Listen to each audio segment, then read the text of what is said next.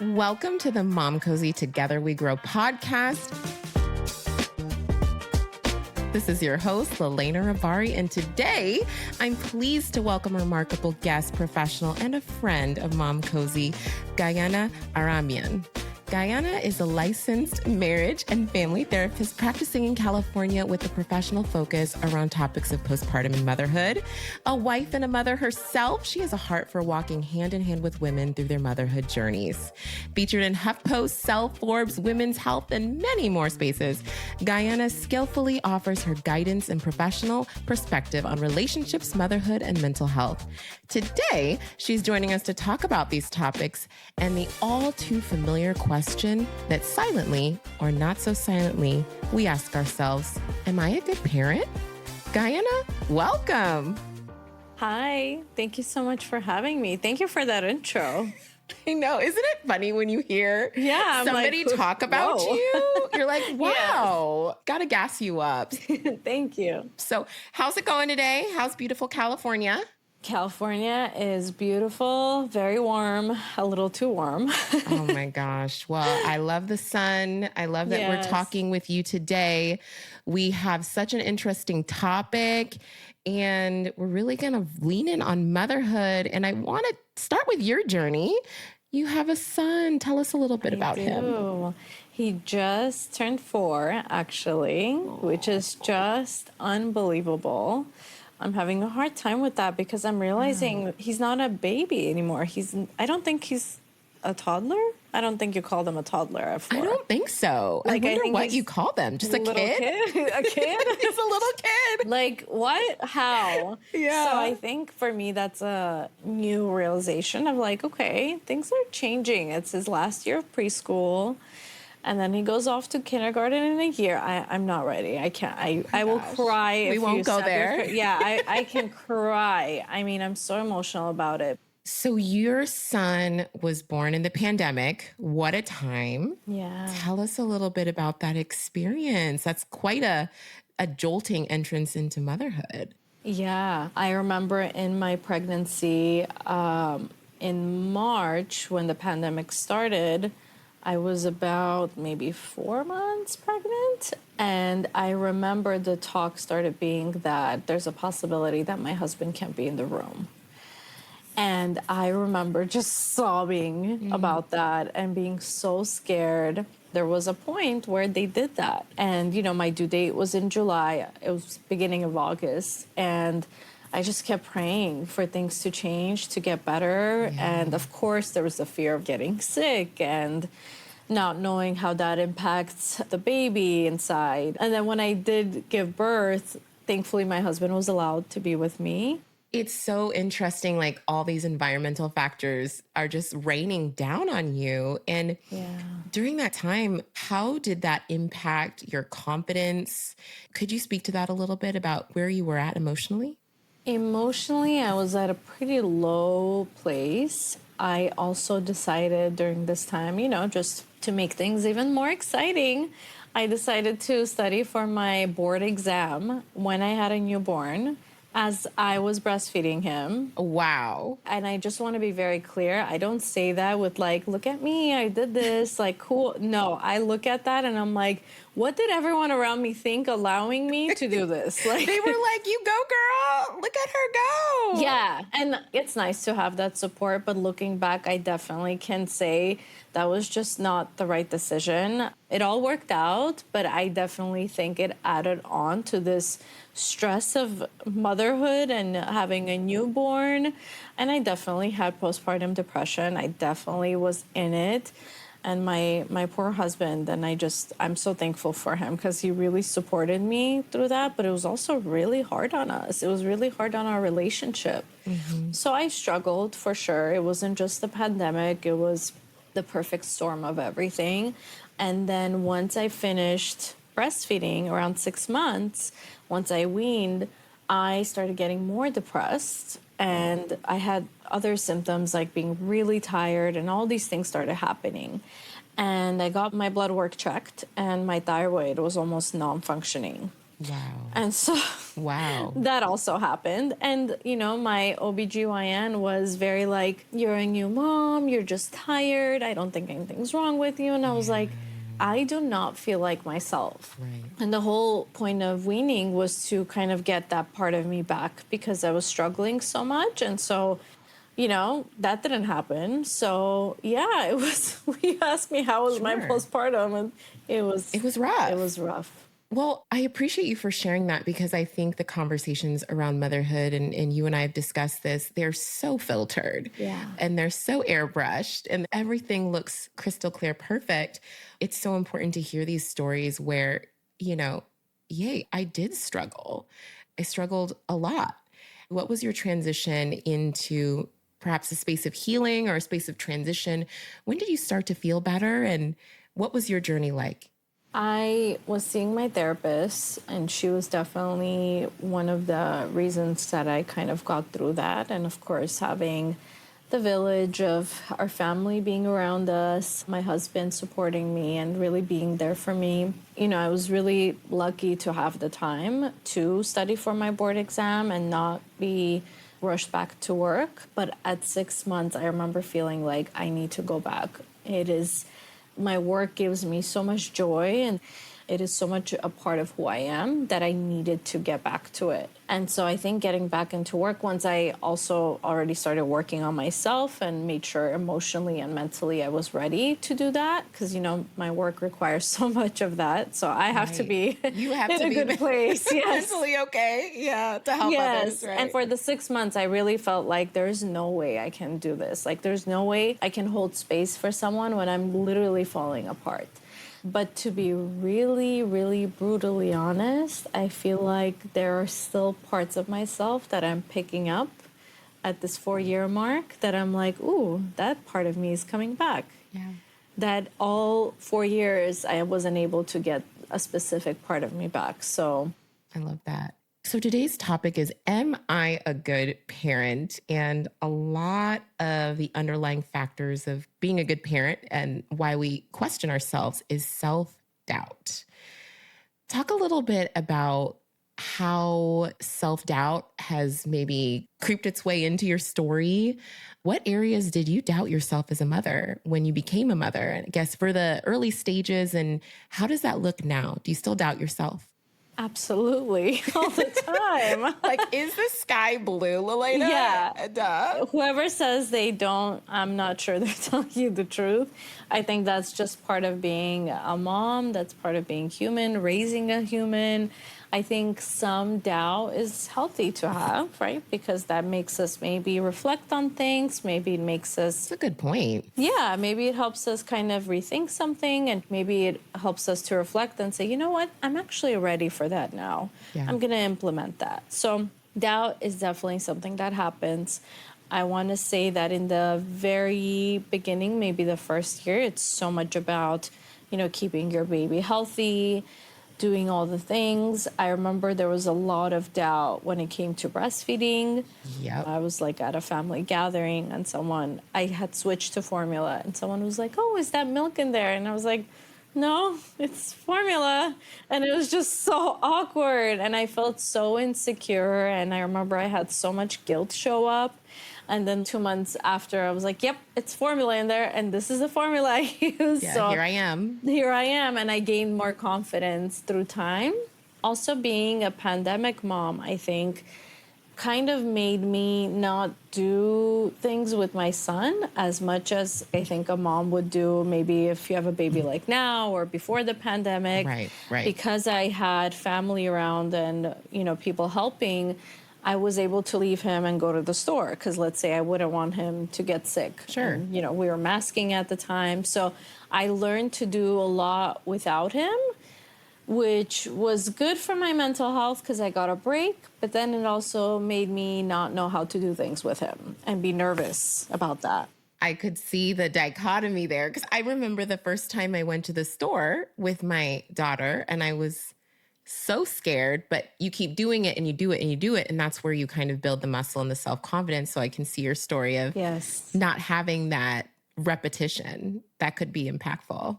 Yes, absolutely. And that is my really biggest advice is to just get out, just try it once, try it two times. You're going to have meltdowns, you're going to have hard times, but you have to just try. And I think I didn't try for a while.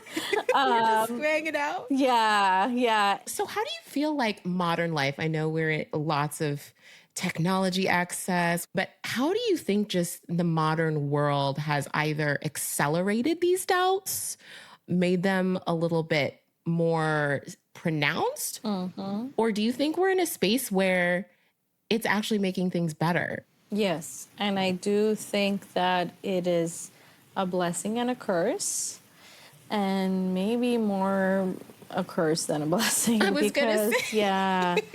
Because, I think before we could compare ourselves, generations ago, maybe to the people living in our building, maybe in our neighborhood, maybe just the people at work.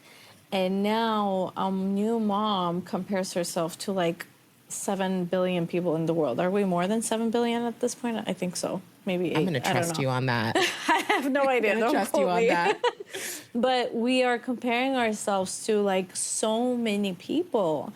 And that's where that's not healthy, because before things weren't like that. And you would just ask a friend or, a neighbor, a cousin, a family member. And now everyone is giving their opinions. And kind of what I've learned, which is a little bit, I guess, disappointing, maybe is the word, but there's no concrete answers for anything. No, no. It's like you Google one thing, then another thing comes up. I used to believe in I believe in them peer-reviewed journals. Obviously, there's research and all of that. But then you read one thing, and then there's another article that says the complete opposite of what you just read. So what do you do? I feel like in the maternal health space, Yes. talking about the breastfeeding journey, I would receive a lot of conflicting advice or with sleep, with breastfeeding, with infant feeding, with Yeah. milestones. It's hard to kind of keep it all together, huh? So I really think that's what is behind moms feeling anxious and having postpartum anxiety, is because there's too much information. If a mom is experiencing postpartum anxiety, she's constantly worried about baby's health. And she might be Googling nonstop. She might be researching, asking a lot of friends, asking doctors. And all of that information is just going to lead to an overload. And it's going to it's going to drive you insane. Like, you can't do that. You can't go on a spiral of Googling. Right. And I work with a lot of moms who have postpartum anxiety. And one of the things that we kind of talk about is not Googling. Right? Yeah. And maybe getting the information from the experts, like you have a pediatrician, maybe you have a sleep coach you work with, a lactation consultant. They are the experts. Yep. You can research, I think, to a degree, of course. Being your own advocate is really important. Right. But ultimately, you have to trust your gut and your intuition of, I'm doing the best that I can with the information I have right now. And I always say, even as I choose to do things a certain way, I have the mentality that in 10 years, 20 years, who knows what they're going to say. Right. I'm doing the best that I can with the information that I have now. I love that. Yeah. I'm going to say that again. I'm doing the best I can with the information I have now. I feel like that's something you could say over and over to yourself, Yes. just to kind of maybe quiet those voices of self-doubt. And that was actually my next question. What would you say to a mom who's doubting her abilities or is overcome with these feelings of self-doubt? What would you say? Oftentimes, the self-doubt is kind of the inner critic. And in therapy, we'll really work on getting to know who that inner critic is. And usually, the inner critic is like an inner child, maybe from childhood, and somewhere along the lines, someone in the family, usually it's either mom or dad, who have given these messages that you're not good enough, or that you need to do your best, you need to be the best. And it can go both ways, right? Like, parents who gave a lot of validation and a lot of praise now have adult kids who seek that positive validation. And so they put a lot of pressures. And so I'll have moms who'll say, I was raised with parents who really praised me and gave me all the love, and I did the best in school and all that. And now, as a new mom, she's putting all this pressure on herself to excel. Yeah.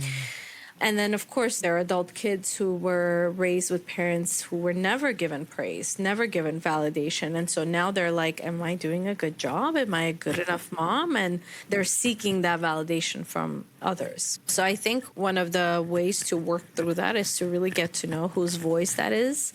I always say a parent's voice is a child's inner voice. Mm-hmm. And I really think that stays with the child, and they carry that through, especially motherhood. Right. That's when it all shows up. Yeah. Gosh, that's really nice to know, and how important it is to be mindful of how we care for our children as it shows up. Yes. Later down the road. That's really great. Absolutely. And again, using that affirmation of I'm doing the best with the information that I have. Yep. And I'm going to mess up. Like I always tell my clients, just because I'm a therapist doesn't mean my son is not going to have any mental health issues or he's not going to struggle with anxiety. We're doing the best. So we're giving all the things that we know are best. Who knows what they're going to say 10 years down the line? We're just doing our best. We're just trying. I love that. Yeah. So if you're asking yourself, am I a good parent? What other types of behaviors may somebody be exhibiting, or what other thoughts may they be having if they're struggling with this, but they may not have identified it quite yet? So I guess it depends on how often they're asking this question, and kind of going back to that, I think just self-doubt or having some inner critical thoughts are okay to have and maybe even healthy. But if it's coming up, I would say daily, multiple times a day. Yeah. And maybe it's keeping you from making a decision for your child. Maybe it's getting into arguments with your partner. It's causing you extreme anxiety and stress. I would say that probably a sign of postpartum anxiety, because those thoughts become almost obsessive thoughts and ruminating thoughts, right? And that's definitely not healthy. And so I would want someone to just monitor how it shows up. How often are you asking yourself that? And I don't want to use the words is that normal or not? I'd rather use the words healthy versus not, because sometimes I hear, well, isn't it normal for a mom to doubt herself all the time? And I'm like, I don't know. And again, not to say normal or not, but that's just not healthy. Yeah, I like that. Let's tune in to you believing yourself in your abilities and that you are doing the best that you can. I love that. And I think something that comes to mind as you say that is you can set a higher standard than maybe what you think is the bare minimum. You can have a healthy, abundant, fulfilling life, truly, as a woman, as a mother, as a person, and so much more. And I feel I like that you ask, is it healthy or not? Because do you find that starts shifting people's perspective and focus after you pose that question? Yeah, because then we start thinking of how helpful is this thought? And in some cases, maybe gets you to make some sort of a decision that is going to be helpful for your child. Great. But I bet most of the time that kind of thinking is not actually helping you. And if anything, it's causing more stress. Right. Now I'm going to go back and think, write in a journal and think about some of those thoughts I've had. And I want to kind of monitor to see how that manifests in my life. Right. And I think some level of mom guilt is, again, normal, part of being human. I would be concerned if someone told me they never experience guilt, right? I too would be concerned. Yes, it is a normal part of being a human.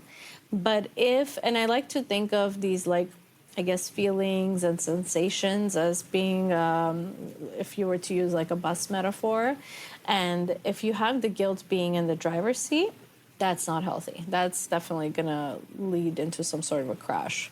But if you have you, the self, being in the driver's seat and having these parts just be passengers, like guilt, anxiety, maybe even sadness, other parts too, happiness, joy, kind of like the Inside Out movie. I was going to say, are you telling us the Inside Out plot line right now? Listen, that's actually, so there's a theory called internal family systems that is all about these different parts that we have. And that movie, Inside Out, is the perfect representation of that theoretical approach. So The more you know. I love that. yeah, that's kind of a little bit of what I practice. But I kind of like to think of it that way because then it doesn't make me hate the guilt part. And it makes me have like a healthy relationship with it. Like, okay, I see you, guilt. And it shows up for me too. There are days where today is a long work day and I might see I was with him in the morning, but I might not see him for bedtime. And there's that guilt part that says, ooh, you're not going to be there for bedtime. And I acknowledge it and I say, I hear you, guilt, but I'm doing what I love. This gives me so much joy. And I have been with him all morning. And tomorrow morning, I get to be with him too. And so instead of having the guilt get bigger and bigger and take over the driver's seat, and maybe say, you know what, cancel your clients, maybe quit work and just stay home. Stop working. Go to the hills. Yeah. And which that could happen. Guilt could be. And you could love going to the hills Yes, and doing absolutely. that. And living the life. Yes. And look, sometimes the guilt part tells me, put the housework away, like stop the housework and pay attention to your kid. Great, that's helpful for me. But if it's talking to me in a way that is not helpful or healthy, I'm not going to listen to it. I love that. This recently came up in my life. I've been traveling a lot for work and I had the guilt of leaving my daughter over and over and over again. And when I peeled it back, I realized I just really missed her. And then that turned into sadness. And that sadness turned into the realization that I want to bring her along. And it made me ask for help. And it turned into an action. And I called my mom on a Saturday and she bought tickets and met me on a Thursday with my daughter. But I love that you say those feelings, when we work through them and we see them, we acknowledge them, they can lead to good things. Yeah. But how do you let them not take over? Because sometimes they're like crawling to the driver's seat. And how can we mitigate that? And how can we navigate that when we find those feelings kind of erupting? I think creating some distance between that emotion showing up, because oftentimes when the emotion shows up, it feels like it just kind of takes the driver's seat right away. Yes. And so creating some distance and almost like getting curious about it. Okay, I'm noticing myself feeling guilt. What is that about? Kind of the reflection that you did, which just sounds beautiful. Like you really sat with it. I really did. You got to know it. You said, who are you, guilt? I'm a curious person. And yeah, to just get curious and be like, what is the goal of this? What are you trying to do? And maybe you notice that, okay, you know what? I actually really miss my child and I want to be with them. And this is how I can be. Or you realize maybe it's coming from how your family dynamic was. Maybe your mom never did anything for herself, so this is very foreign for you. There's so many different, it's like data points, right? It's information. So if you get to know it rather than trying to run away from it, get rid of it, or become it, I think that's where you can start shifting into kind of what I do now. And sometimes it's easier than other times. And I can say, okay, I'm noticing the guilt. I feel it, but I'm not going to let it take over because I know what I'm doing is like okay to do. And I deserve to, right? Like that's a big piece. Do you feel like people question if they deserve to live this abundant life? Yeah. Oh, yeah. Not to generalize or use stereotypes, but there really isn't a term called dad guilt. Yeah. Think about that. Why is there it that we actually? Why do we just have? And dads, of course, feel guilt too, and it depends on the roles and all of that. And I really think that there's a reason why there is no term called dad guilt. And not that they don't experience guilt, of course they do, but I think that as moms, again, societal expectations, modern motherhood, whether the expectation is of a mom to work or stay at home or do all of it, to still keep up with housework, to still keep up with doctor appointments and all these things. And somehow the message through generations has been that a mom is the self-sacrificing Yes. person. The martyr for everybody. Yes, yes. And that she doesn't need to fill her own cup. And I think what now people are realizing, that's that generation of moms, and I can speak culturally from my own culture. I see moms in their 60s and 70s. They're not really happy. Yeah. They're happy about their kids and they're very proud of who they raised, but internally they are not happy. Yeah. And it's because they never took care of themselves. So yeah, absolutely. And I think, again, we're the generation that's trying to change that, but then we're pulled with all the messages we've been giving internally. So it's a big battle. It's a big battle. And I think that that is important to note, that there are a lot of different environmental factors that play into just our existence as women, as mothers. And so often we feel like we can control all of it, but it's this like universe where all of these factors are around us, and these forces that we don't even think we feel, yet they still impact our lives. So I feel like, to our listeners out there, if you're feeling mom guilt, there are so many different factors that are even outside of your life or your circumstance, like macro factors that you are sharing, societal factors that also are playing a role into all of this. Yes, absolutely. Well, you have been fantastic, and I know you have a fantastic meditation around the idea of listening to mom guilt, sitting with mom guilt, and reducing mom guilt. That may not be the word reducing, but at least sitting with it and processing it. And I'd love for you to walk us through that exercise if you have some time. Yeah, of course. Okay, so I want you to get comfortable in your seat and take a deep breath in and breathe out. You can close your eyes if it feels comfortable. And I want you to just notice, maybe do a quick body scan and notice what shows up. Maybe there's a feeling, there's a thought. All you're doing is just noticing what's present. And the purpose of this quick meditation is to just maybe start the conversation of getting to know this guilt part of you. That is not all of you, and it is just a part. So maybe think of a situation where you felt guilty, where you felt the mom guilt creep in. And notice what that was like. How did you feel emotionally, maybe physically? Maybe a sensation somewhere in the body. And see if you can get curious about this guilt part. Almost like you want to get to know it. And maybe create some distance between it being all of you and it just becoming a part. You can use the Inside Out movie to maybe pretend that it's actually literally a character from there. And just notice what it looks like, what it feels like. And I want you to ask this guilt part what it's afraid of. What is it afraid of happening? If it doesn't make you feel guilty, what does it think? What's going to happen to you? And maybe you can also ask the guilt part what it hopes for. And I want you to ask the guilt part how old it thinks you are. Because oftentimes, these parts of us are actually younger parts that show up. And so our job is to really update them and let them know that they don't have to work so hard because we're now adults who can take care of ourselves. So just see what that part of you says.